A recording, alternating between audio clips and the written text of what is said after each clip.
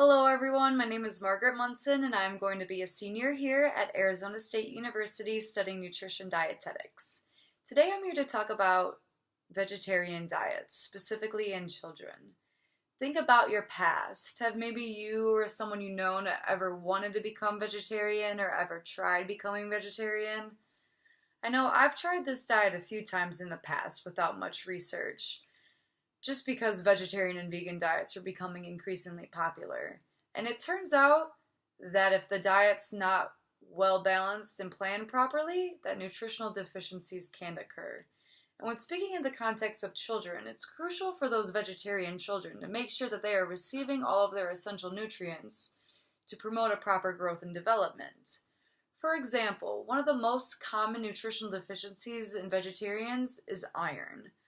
So, by educating children on certain foods that contain iron and educating them on how to plan out a healthful, balanced diet, they can avoid the risk of disease later in life.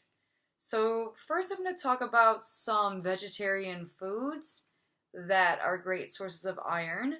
So, I know a lot of children are picky eaters and don't tend to eat a lot of lentils, soybeans, legumes, or tofu even. So I thought by just making this simple change to whole grains, so by using whole grain breads and whole grain pastas, that's a good way to boost iron in your diet. As well as eating more seeds, so pumpkin seeds, sunflower seeds, pistachios, cashews, even tomato sauce is a great source of iron, as well as dried fruit, raisins and apricots, quinoa, fortified cereals, brown rice, oatmeal. Those are all, I believe, kid-friendly foods that are great sources of iron. So I believe just by making that one switch to whole grain is a really great way to get more iron into a child's diet and easiest way. And teaching them how to plan out a healthy, balanced diet is really important as well. Because it's crucial for them to eat a variety of foods, even if it's in small amounts. This keeps eating interesting for them, and they get all of their different nutrients from all of their different food sources. So, an overall balanced meal contains usually a protein source, a grain or a starchy vegetable, a fresh vegetable, and a healthy fat. So, by keeping that concept within the meals, it's easy to plan out a healthful diet. And moderation and rewards are key in children, especially since they are still young and they still love to eat those sweets.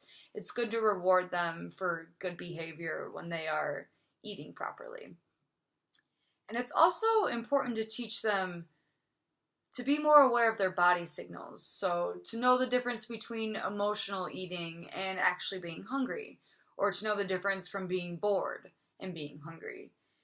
And I believe it's important to teach children nowadays to sit down and enjoy their food instead of sitting in front of a TV and eating as fast as they can. So by having that healthful diet planned out, they can make sure that they are getting enough nutrients to make sure that they are going to grow and develop properly. And then now they have to make sure to look out for key signs of disease. So iron deficiency tends to lead to anemia, which also means lack of blood.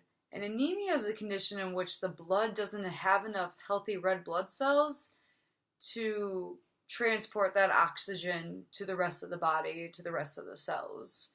So if your child starts to feel tired, look pale, have a racing heart rate, or shortness of breath, I'd probably take them in and get them checked out, especially if they're a vegetarian, to make sure that they are not suffering from anemia. And they usually detect this with a simple blood test, but a good way to prevent anemia is by having a well-balanced diet and having a well-balanced diet rich in iron. So it's good to make sure that you are educating the child at an early age that they are eating this nutrient so they don't have to worry about anemia in the future. And iron supplements and meds are out there too, but I believe that the diet should be changed first before supplementation occurs, since it's more natural. But overall, it's important for a developing child to begin these healthy lifestyle choices early in their life to ensure a proper growth and development before it's too late. So make sure you or your child knows the proper education and has a well balanced diet, because that's important in life. Thank you guys.